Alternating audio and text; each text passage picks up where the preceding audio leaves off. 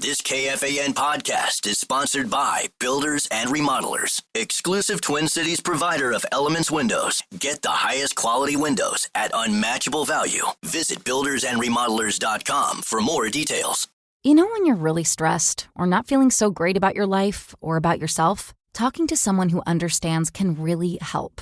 But who is that person? How do you find them? Where do you even start? Talkspace. Talkspace makes it easy to get the support you need. With Talkspace, you can go online, answer a few questions about your preferences, and be matched with a therapist. And because you'll meet your therapist online, you don't have to take time off work or arrange childcare. You'll meet on your schedule, wherever you feel most at ease. If you're depressed, stressed, struggling with a relationship, or if you want some counseling for you and your partner, or just need a little extra one-on-one support, Talkspace is here for you.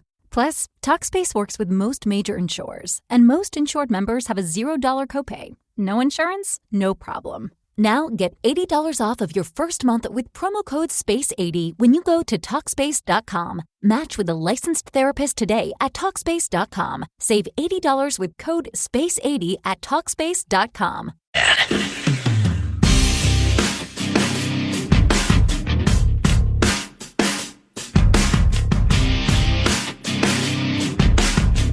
Hit the court and parlay for KFAN's Timberwolves watch party with host Zach Howerson of the Power Trip Morning Show.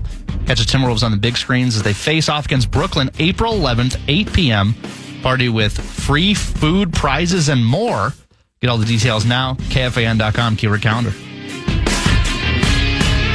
It's Parker Fox in for Barreiro on the Fan. We just had the pleasure of having Wolves analyst Jim Peterson talk a little Wolves hoop. You know, Brett, have you heard of the NBA League Pass on the MetaQuest at all? I'm familiar. Have you heard on of the MetaQuest version, though? Do you have a Meta? Dude.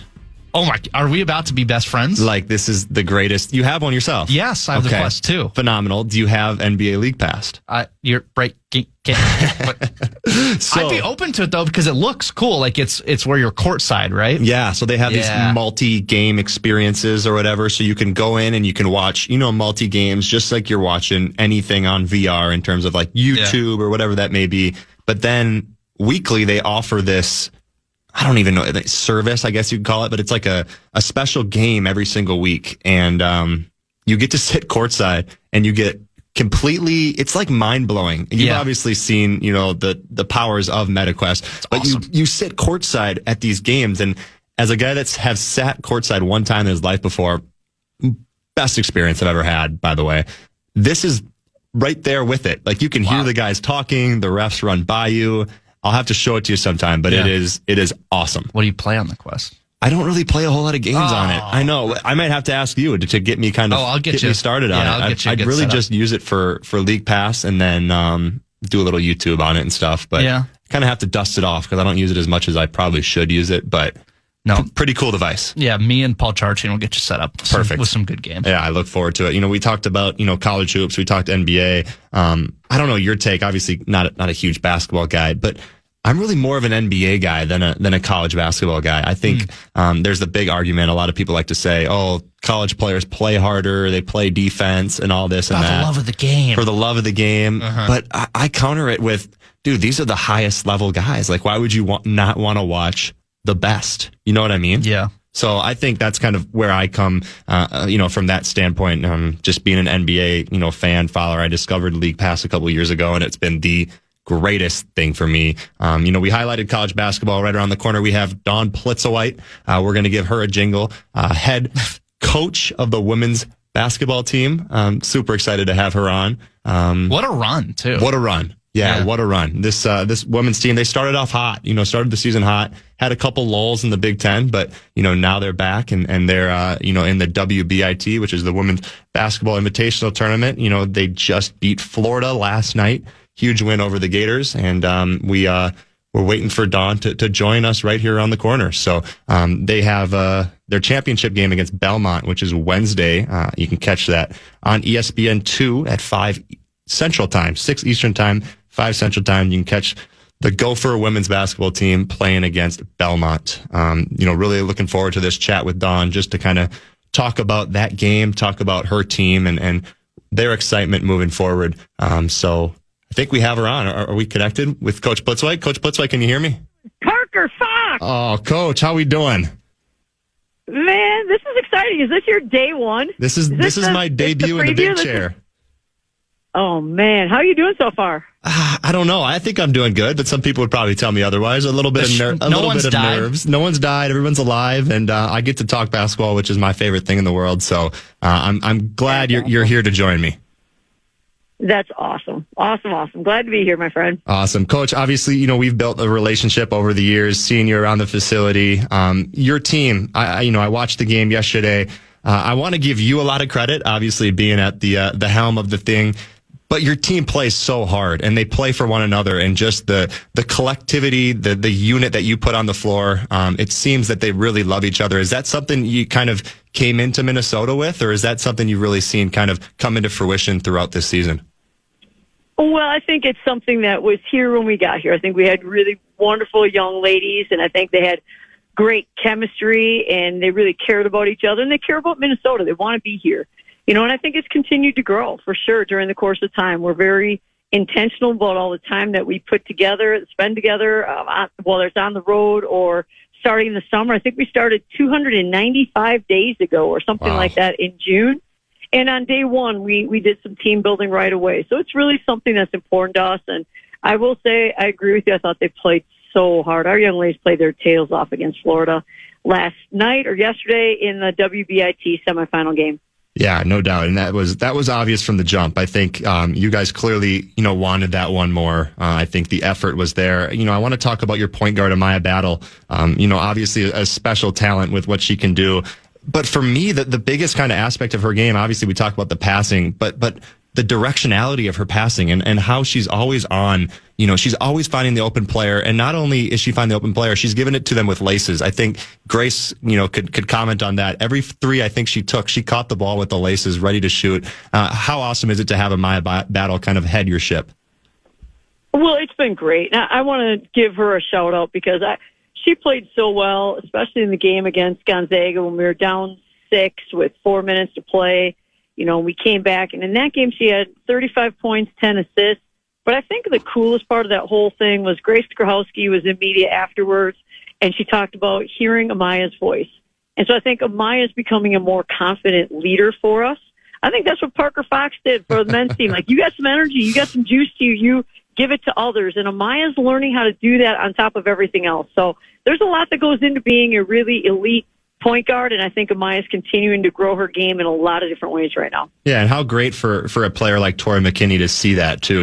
A young player to see Amaya kind of, obviously she's a great talent, but her leadership and her voice. Tori's kind of one of your new ones. What can you say about Tori's game? Because I watched yesterday and just her knack to kind of read the defense. I remember in the second half. She got the first ball screen, the defender went over, and then the second one, the defender went under, and she just stopped behind, popped it, swish. It seems that she's really kind of figuring the game out and reading the defense on all different levels.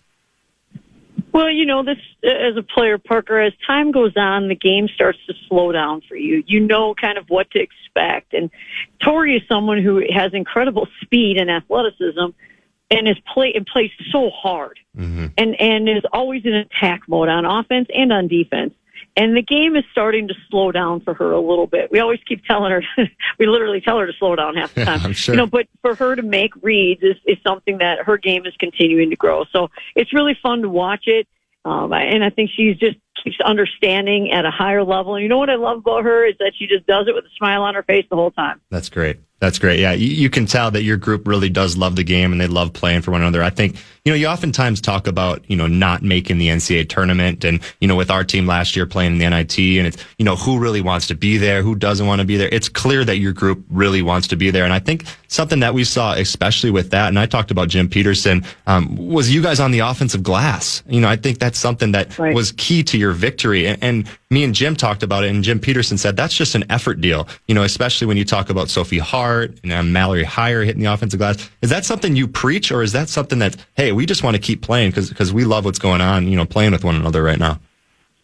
Well, I think it's a relentlessness that has to become a part of our game. And, I think in order for us, we're not the most efficient offensive team in the country. We score at somewhere around that 42, 43% clip. We'd love for it to be about 48%. It's not there. well, then you know what we need to do? We need to do a great job of hitting the offensive glass. And again, I think you hit it on the head. I think Sophie Hart and Mallory Heyer really kind of led us in that area.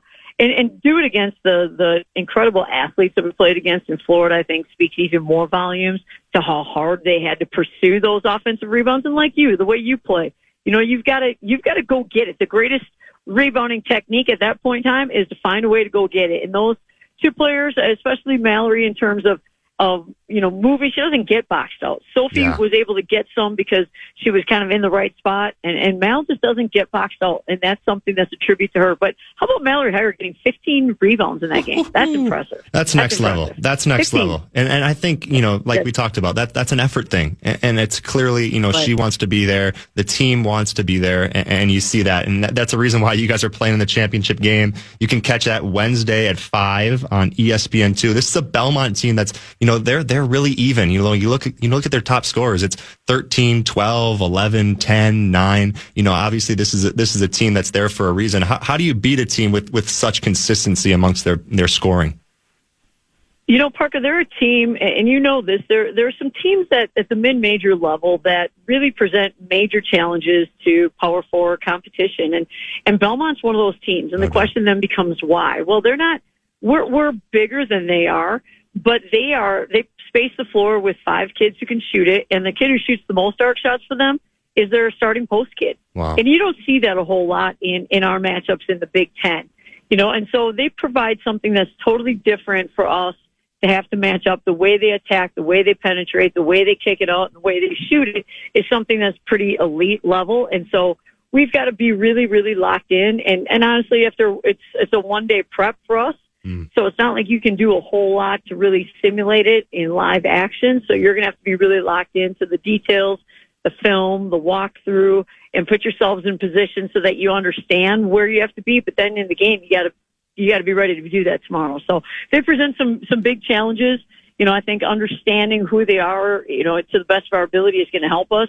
But then it's going to come down to, again, we've got to execute on both ends of the court. We really got to take care of the basketball against them, and we've got to find ways to attack the rim. And they don't make that easy. They're a team right now in the 4 games of the WBIT that has held their opponents to scoring at less than a 38% clip. So they're really locking down defensively right now. Well, that's great insight, Coach. We're wishing you the best of luck. Anytime Gophers can show up and win a championship, we know the effort's going to be there, especially with your group. So good luck tomorrow night, Coach. Sounds great. Thanks for having me on, Parker. Thanks, Don. And good luck today, my friend. Thank you. All right. That was Dawn Plitzuweit, Gopher women's basketball. You can catch them against Belmont tomorrow. It's Wednesday night, 5 Central Time on ESPN2. We'll be back right around the corner. This is Parker Fox. When you're really stressed or not feeling so great about your life or about yourself, talking to someone who understands can really help. But who is that person? How do you find them? Where do you even start? Talkspace. Talkspace makes it easy to get the support you need. With Talkspace, you can go online, answer a few questions about your preferences, and be matched with a therapist. And because you'll meet your therapist online, you don't have to take time off work or arrange childcare. You'll meet on your schedule, wherever you feel most at ease. If you're depressed, stressed, struggling with a relationship, or if you want some counseling for you and your partner, or just need a little extra one-on-one support, Talkspace is here for you. Plus, Talkspace works with most major insurers, and most insured members have a $0 copay. No insurance? No problem. Now get $80 off of your first month with promo code SPACE80 when you go to Talkspace.com. Match with a licensed therapist today at Talkspace.com. Save $80 with code SPACE80 at Talkspace.com. On the Fan. Comedian and podcaster Tom Segura is hitting the road. You can catch him when he brings the Come Together tour to the XL Energy Center Friday, April 18th. Don't miss out on this hilarious night of comedy. Enter for your chance to win a pair of tickets at KFAN.com, keyword calendar. That's KFAN.com, keyword calendar. To enter today.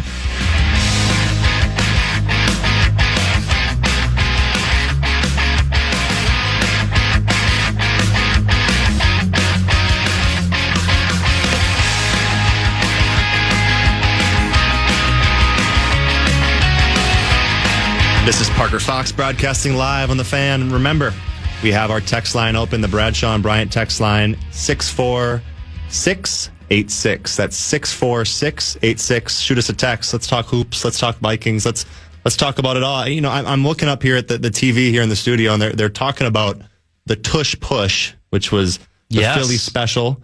Do we have any update, Brett, on what's going on with the Tush Push? Are they banning it, or what? So there is an update that basically there is no update, that they're pushing it.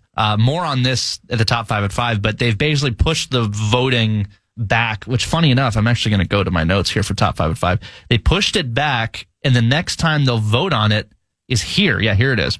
So it says the Packers authorized a proposal which earned the support of 16 NFL teams, which is more than people thought. According to ESPN's, I don't even know, Kalen Kaler is what I'm going with. Okay. NFL bylaws require a minimum of 24 votes to approve a change. The topic is likely to be revisited when the owners gather for their spring meeting May 20th through the 22nd in Eagan, Minnesota. Oh, wow. So I didn't know that I needed to be out at Eagan that day as an owner, so I'll have to mark that on my schedule. But so that's basically the update. Is it's gaining support, it's gaining traction, but we don't know. There are some other rules teased for top 5 at 5 that have been approved. Yeah, and we'll get into those at 5. But you say the Packers. Well, why are your Packers bringing it up? It's a good question. I mean, I don't know about you, but I'm in for it. Okay. I'm in for getting rid of it because it just, I think Sinekin worded it correctly. I think it's just not in the spirit of football.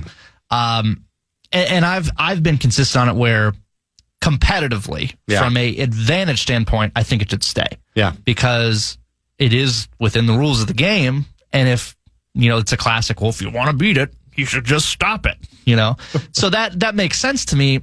But from an entertainment value, from a fan value, I don't think it does much for me. I'd much rather see, a real play or, for lack of a better words, or just give Hurts the ball and let him try to plunge through on his own. Well, as a Saquon Barkley owner in fantasy football last year, I was a little upset when I saw that the tush push happening. Obviously this is I don't know. You're right. If you can stop it, you stop it. But maybe you limit the pushing from behind or something like that. But I still think the quarterback sneak has to stay in the game, right? Correct. I think what they want to get rid of is behind the line of scrimmage, pushing your own guy forward. Okay. Which, if it's a scrum 5 yards down the field after a run, then it's, you can push him forward or whatever. But I think what really did it for me and a lot of people was that game against the Commanders, where they were about to award a touchdown just because they were kept jumping off sides. That we shouldn't get to a point where they're awarding points off penalties.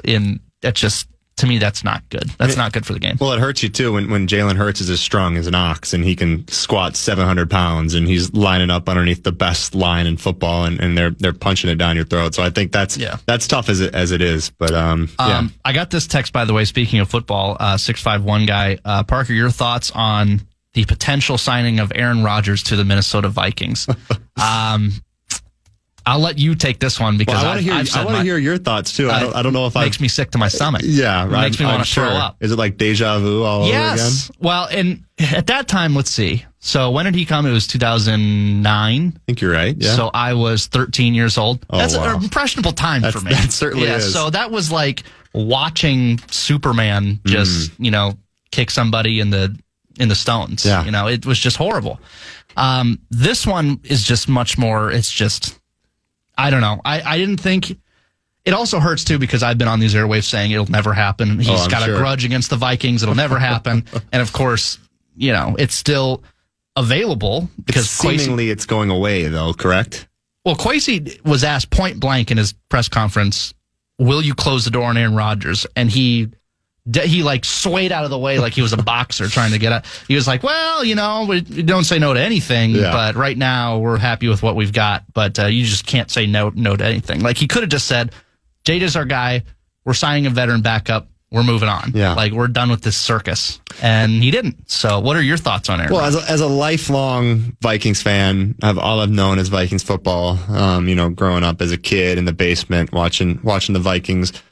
I've also watched a lot of Aaron Rodgers, and I texted PA about this last week. I think Aaron Rodgers is the greatest thrower of the football of all time. I agree. And not the best quarterback of all time. I think thrower of the football. Yep. And I think that's a weird way to kind of phrase it, but I think that's the correct way to phrase it. So, I sit here where it's like, hey, we got JJ coming in. I'm high on JJ. I'm very excited about JJ.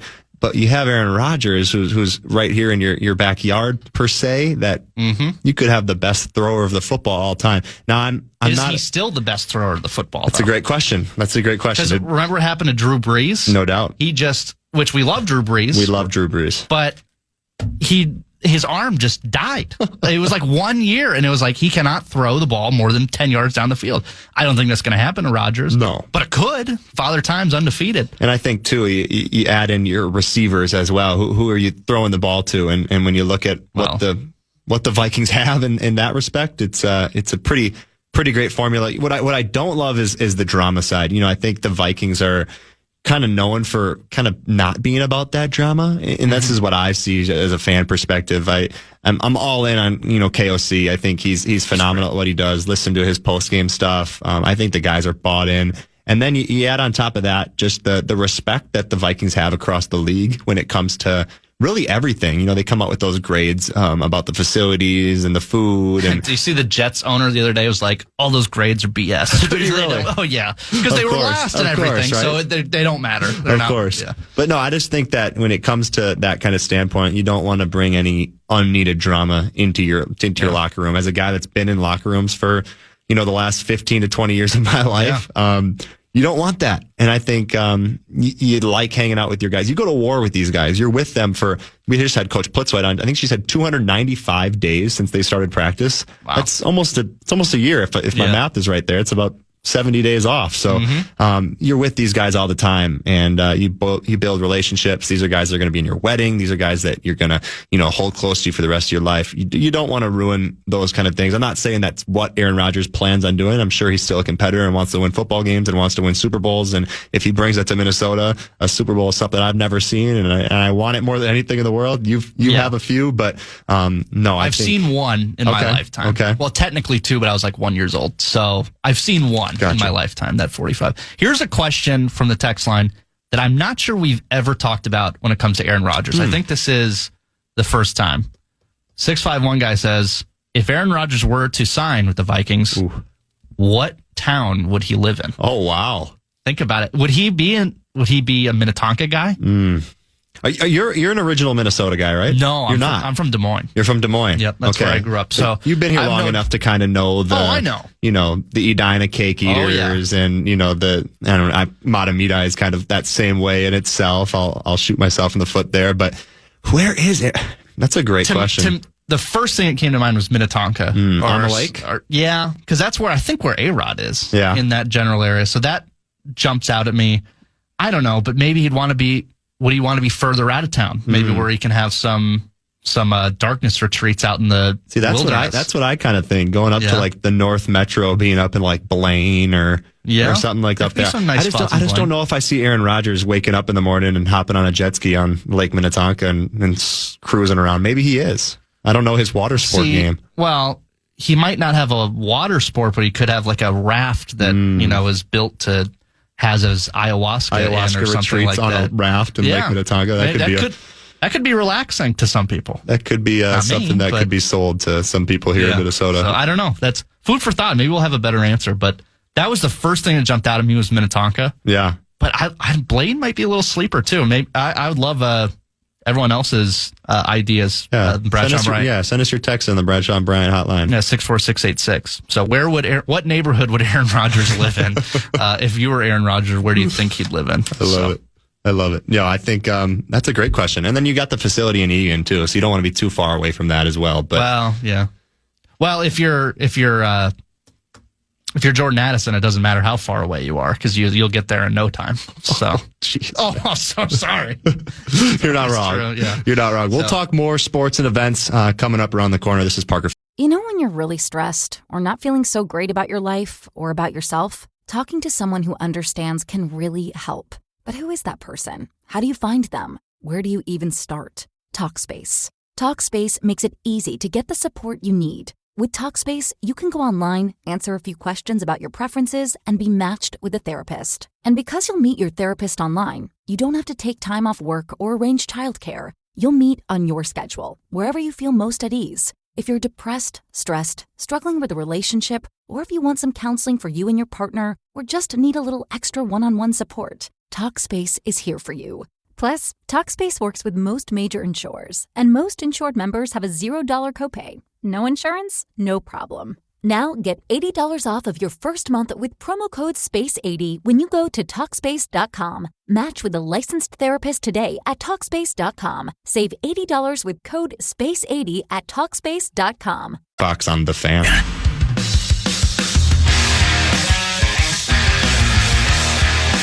Catch the Minnesota Wild as they take on Dallas this Sunday with the Unreal Golf Ticket Pack. Score your exclusive ticket package, including a ticket to the game, an exclusive Unreal and Wild co-branded golf hat, and a meet and greet with the one and only Shooter McGavin himself, Christopher McDonald. Don't miss out. Get all the details and secure your tickets now. KFAN.com, keyword calendar.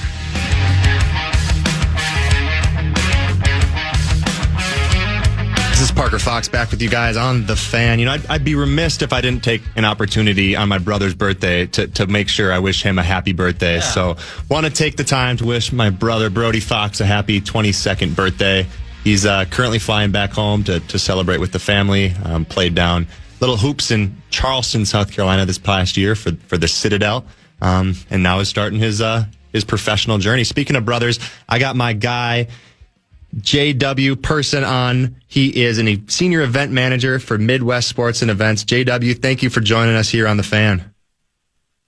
Parker, it's great to be here. You know, when I got the text earlier from you, you know, being April 1st, you know, I thought you were playing with me a little bit, joining on the debut. You know, you don't know what you can believe. You know, I opened the X machine today, and the first thing I see is Parker Fox granted a 9th year of eligibility and, you know, returning back to the Gophers next year. So, you know, everything you see today, you kind of have to raise an eye. And, you know, it's great to actually be here and be talking to you now. You certainly do. And I've got enough texts from people today believing that tweet. So Barstool Gophers is, they're running the April Fool's joke. That's for sure. You know, JW, I had the pleasure to join and actually host a World Junior Classic panel at the Minnesota Wild game a few weeks ago. Awesome opportunity, live at a Wild game, just to kind of talk about, what World Juniors is, and how that kind of works. Everybody's, you know, got different opinions on it, and I think it's an awesome event. We're going to see the World Junior Classic here in St. Paul, in Minneapolis, 2025. Obviously, you're a senior event manager for Midwest Sports and Events. What kind of things do you guys have planned coming up here in December and rolling into January for the 2025-2026 World Junior Classic? Yep. So like you mentioned, the 2026 IIHF World Junior Championship is coming to town. It's December 26th of this year, 2025, through January 5th of 2026. And it's rolling into both downtown St. Paul and into Minneapolis, into Dinkytown, where you spent your last few years. So Group A is going to be stationed at the Xcel Energy Center, and then Group B will be stationed over at 3M Arena at Mariucci. And, you know, it's really 10 to 11 days of the best U20 hockey in the world. The U.S. is obviously coming off of two gold medals this past year in Ottawa and the year before over in Sweden. So, you know, looking for that three-peat. And this upcoming year is actually the 50th anniversary of the IIHF World Junior Hockey Championship. So, you know, that adds a special touch to it as well. And, you know, the 50th anniversary mixed with the three-peat potential, mixed with being home in the state of hockey, where, you know, a lot of these guys are from, you know, there's just going to be such a cool energy in both of the venues. And, you know, we're really excited, planning a ton of, you know, activations around downtown St. Paul and around the University of Minnesota, just to, you know, I'm personally really excited for Minnesotans, you know, being a sports fan from Minnesota, for all the Minnesotans to be able to experience such a, you know, a cool international event with such high energy, you know, with the game's rising stars. And, you know, this last World Juniors in Ottawa, we obviously got to see Oliver Moore of the University of Minnesota compete. He won 2 gold medals these past 2 years. And, you know, he was with the University of Minnesota. And like you saw last week, Parker, you know, he's debuting at the United Center for the Blackhawks already. So that shows how quick it goes. And, you know, he was just competing in the World Juniors a few months ago. So, it's a really cool opportunity for the state of hockey to get to be involved in such a high energy event. Well, no doubt. And I think, like you said, hockey is such a unique sport when it comes to, just opportunities to come and watch these guys, especially in in an environment where there's nothing better. There's nothing better than kind of repping your country and being able to go out there in a championship game. A lot of times it's against Canada. There's that rivalry. There's that U.S.-Canada. We can probably see that again this year. Who knows for sure? We don't want to count our stars too soon, but what an awesome opportunity. JW, is there a way, is tickets available yet? What's the situation, making sure Minnesotans kind of get in the door and go watch those games? Yep. So ticket packages are available. You can find some more information at worldjuniorsmn26.com. Whether you have questions, that some questions will be answered on there, or, links to different ticket packages, or you can join a list to receive future communications from us at Minnesota Sports and Events on the upcoming World Junior Championship. So it's coming quick. So yeah, make sure to get your tickets if you want to, be involved and get the best seats available. That's great. And obviously, I'm excited for that. I've always been a hockey guy, but through my relationship, I've become even more of a hockey guy over these past couple of years. So I'm really looking forward to World Juniors. What an awesome, place to have it than Minnesota, man. It's the state of hockey. You're from here. It's kind of funny just to hear you talk hockey because you're naturally a basketball guy.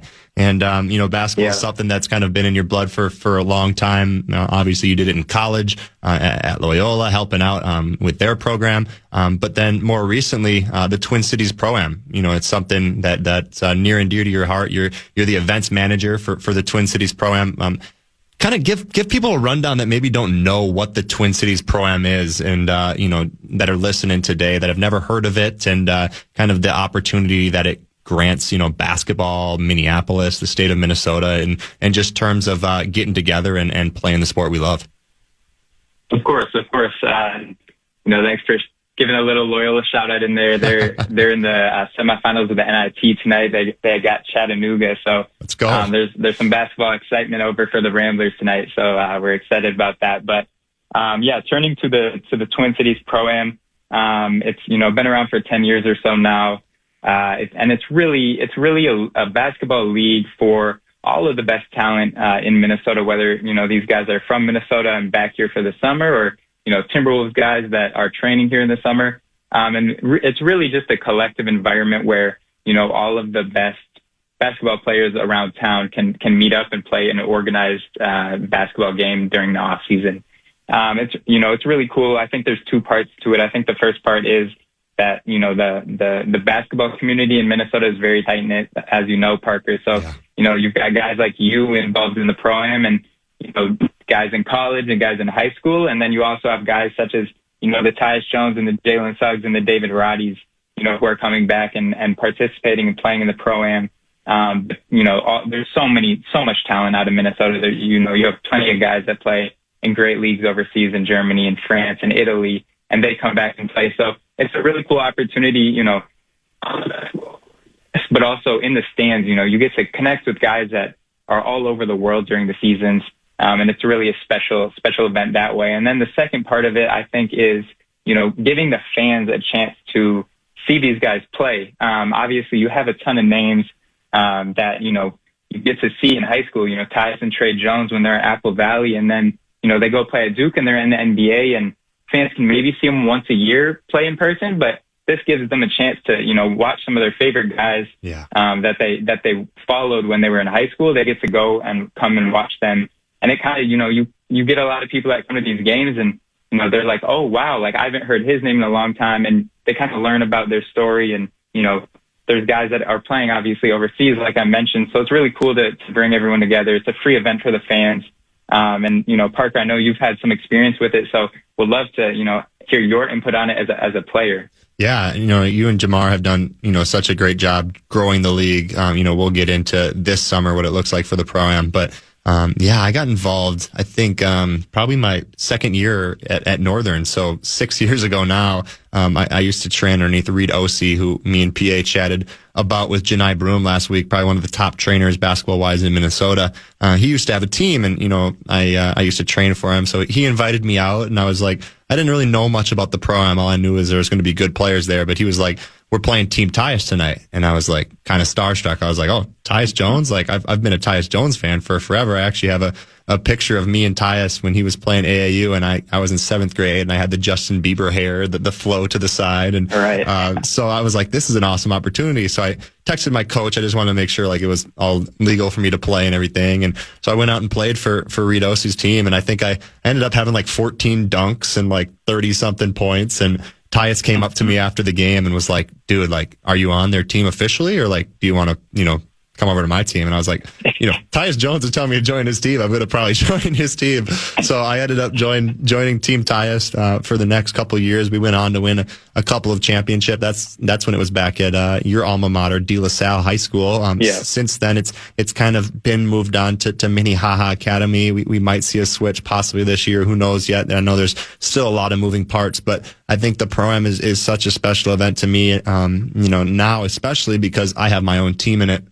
For those of you that don't know, I've hosted a podcast over the past 3-4 years called the Double Down Podcast, and we were able to form a team in the Twin Cities Pro-Am, and this is a free event. Like this is an awesome opportunity for people to come out and be face to face with some of the best basketball players in Minnesota. And there's really, obviously there's security and all that stuff, but it's just an awesome opportunity to come and, watch courtside. You get to watch Tyus Jones, you get to watch NBA players come and play in a high school gym again. JW, do we have a date when the Pro-Am is back up and running this summer? Obviously I'll have a team in it, but haven't been updated with a start date yet. You should be the first person to know. So as far as the start date, we are looking at the 7th of July. We always ramp it up right after the first week after the 4th of July. So we're still working out some details on the schedule, which is why that information hasn't been released. Like you said, there might be, some other potential moves and changes this summer. So we're just wrapping up some final details before we release all that communication, to you guys as teams, but also to all the fans. So, all of that will be sent out on our social media platforms at Twin Cities Pro-Am, and that will be, coming within the next month or so. So we still have a few months to go, but right in the heart of summer, and, we're very excited. We have some big plans for this summer, and obviously, Double Down will be chasing a title in their second year, so it's going to be fun to see you around. Yeah, no doubt. We joked last year about our matchup against Team Tyus in the semifinals. A team that I mentioned I had played for, and we actually ended up taking them down and being able to be victorious. And then I went on vacation, so I missed the championship game. I didn't even get to see my team. I coached all the games and missed that one. But like you said, I think for those of you that are listening that haven't heard of the Twin Cities Pro-Am, just jot it down. Put it in your calendar for July. It's 3 nights a week, correct, JW? 3 nights a week, Monday, Tuesday, Thursdays. Like you said, it's a free event. So, we have a little bit of a break from from basketball in the summer. But this is a good way to see some live action and in that high school environment.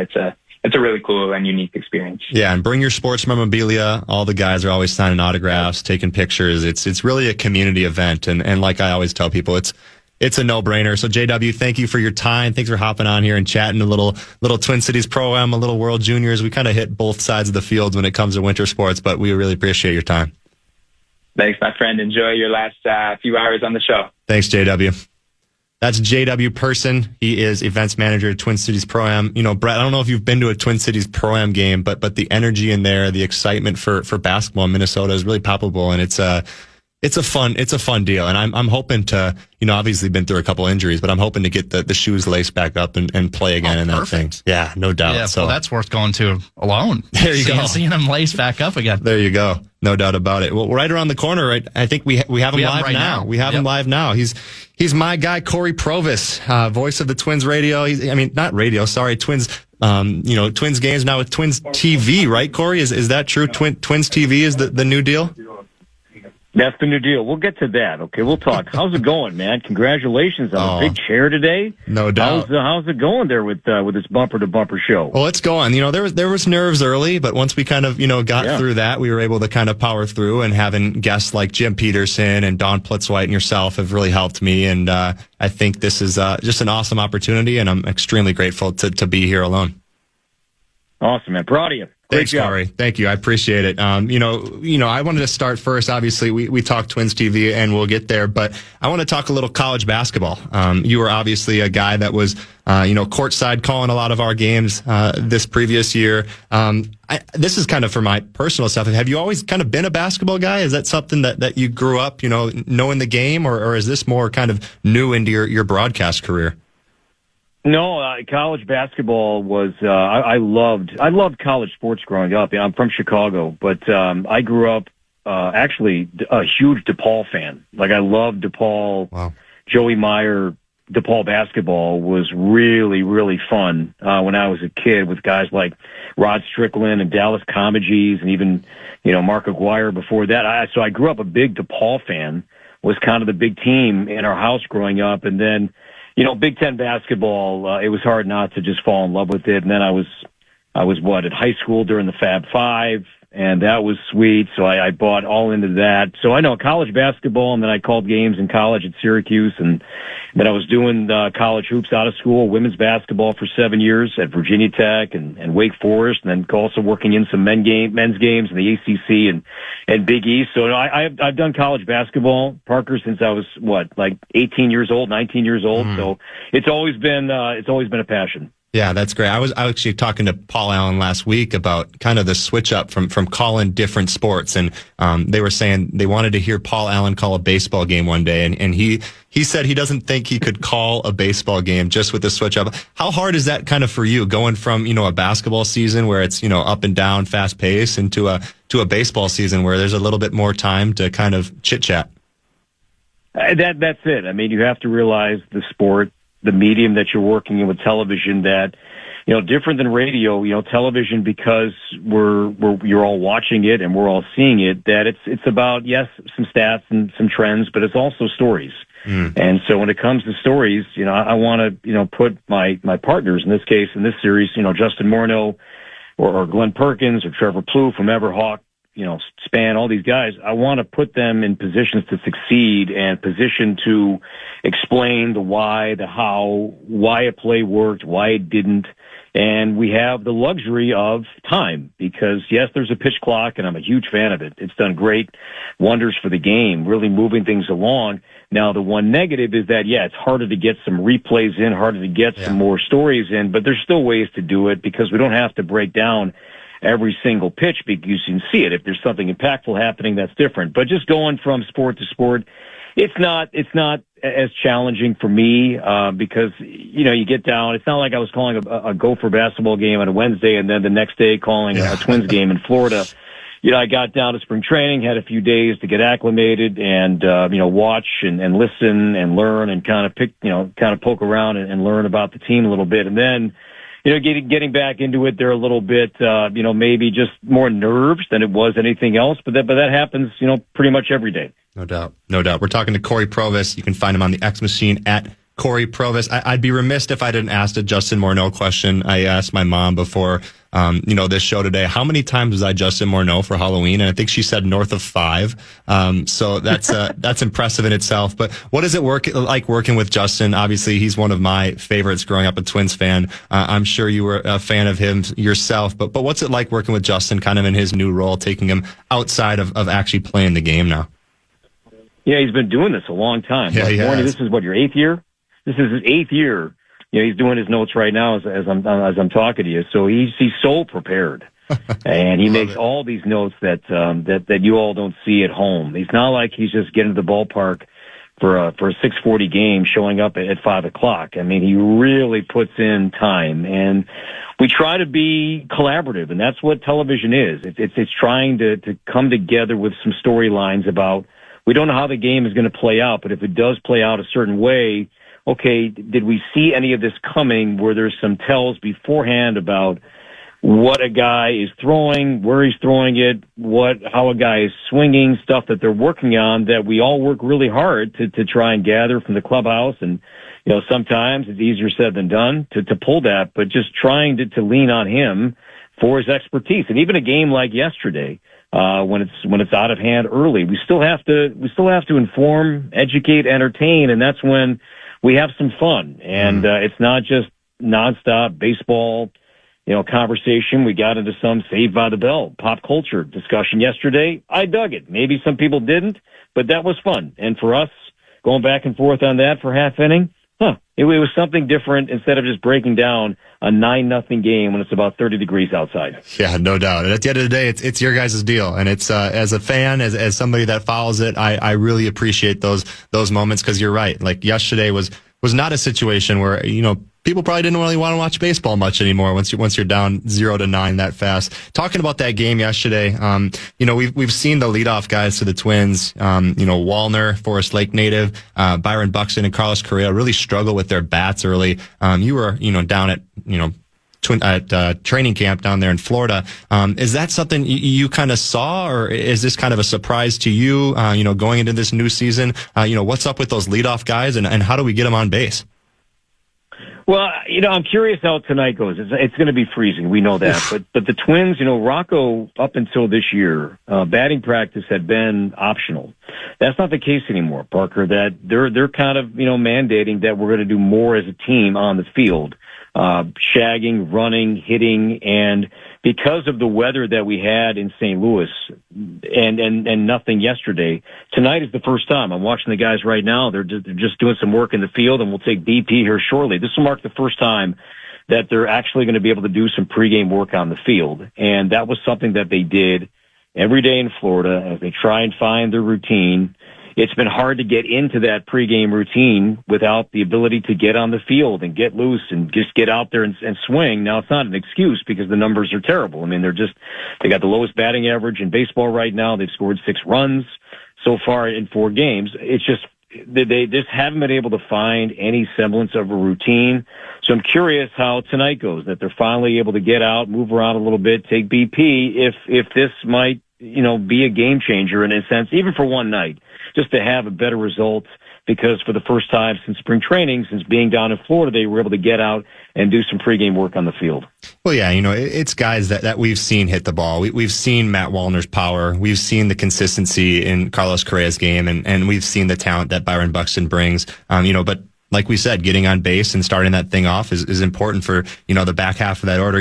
I got to ask you about this torpedo bat. We've obviously seen it with the New York Yankees. I think Volpe has been using it, Chisholm, but we've seen it across the league with guys like Rutschman, Dansby Swanson. I think Ellie De La Cruz has been using it. The one Twin I know is using it is Ryan Jeffers. Have you had a lot of communication about this torpedo bat, and kind of what are your thoughts on, it, especially when it comes to the Twins, barreling up some balls and getting some hits?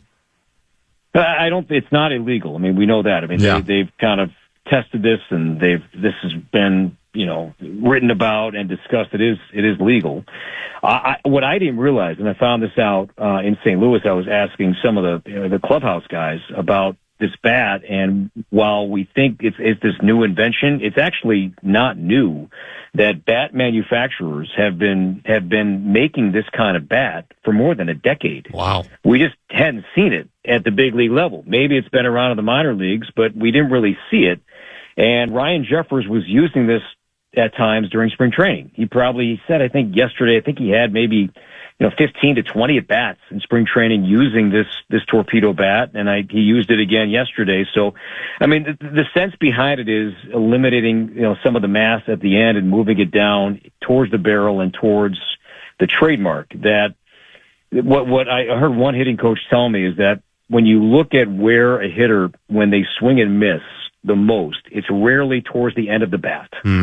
So it's more in the middle and towards the trademark. That if you take out some of the mass at the end and you bring that portion down where you have been swinging and missing maybe by a fraction of an inch in the past, now you have a little bit more wood there, a little bit more mass there, that perhaps instead of a swing and miss, you have a chance to make contact. Now, where it goes, how it goes. Now, there was an odd at bat, and Jeffers had this yesterday, where he kind of squid one off the end of the bat, and it had this funky little spin, and it stayed fair. Now, is that a connection with the bat, that you take out some of that mass at the end? Is that going to create some weird spin because of it? That's something we're going to find out over time. But it certainly is a hot topic around the game. It's legal, and I think we'll see more of it, because if what the Yankees are doing, they're clobbering the ball, they've got great players, they've hit a ton of home runs, Yeah, I think you're going to see more and more guys probably try it, but Carlos Correa said he's not in yet. He wants to see more data on this. When Audra Martin approached Matt Wallner about the subject the other day, like Matt could see the question coming. He said, "Nope, I'm out. I'm good. I'm not going there." He didn't even let Audra finish the question about using that bat. So some guys, I think, are more curious about it than others. But from what I know, only Ryan Jeffers right now is trying that torpedo bat in games. Well, I'm not worried about Matt Wallner. I've seen him hit enough baseballs, especially going back to his Forest Lake days. My dad is actually a principal in Forest Lake, so I've known the name Matt Wallner for a long time. I'm really excited to see, this year. You talk about, the hitting. Obviously, you need that to come along, but it was the pitching yesterday, especially with, Chris Paddock on the mound. I listened to the post game, listening to Rocco and Chris kind of talk about, he wasn't far off. He just missed a couple spots. He wants to kind of shore up some of that language. I think Vasquez was catching yesterday. Is that something like pitching wise that makes you nervous, especially back to back with, rough outings from Ober and Paddock? And then, what are we going to see tonight from Simeon Woods Richardson on the mound?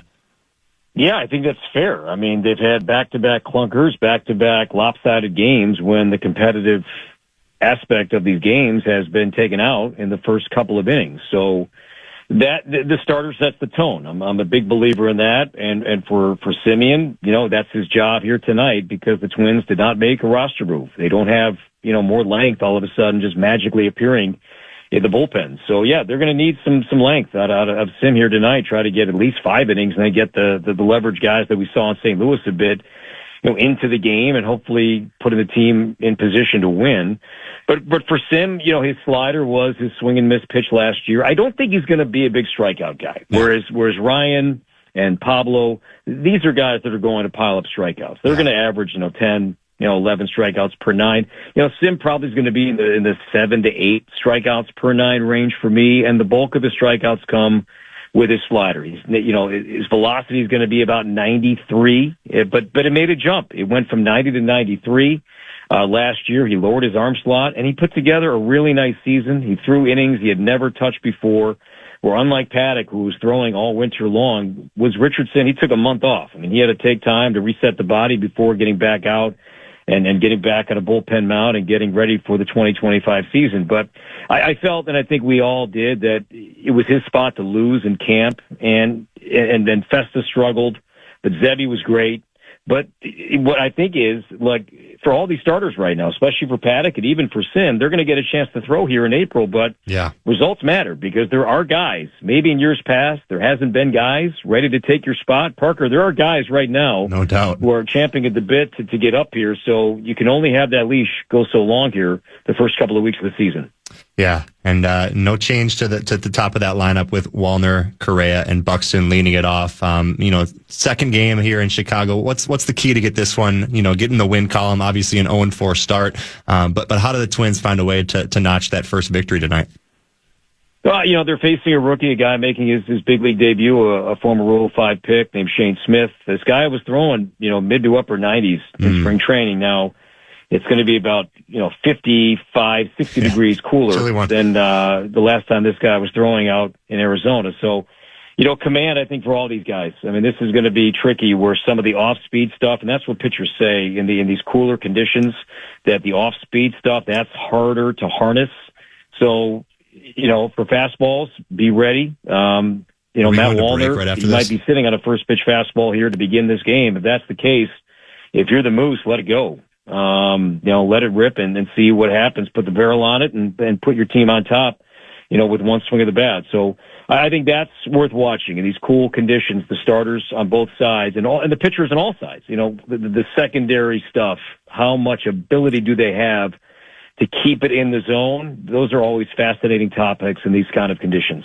Awesome. Corey, we appreciate your time. Excited you're back home and excited to get home after this and turn on Twins TV, see you and Justin, live on the TV and hoping to get this Twins baseball season off to our first victory.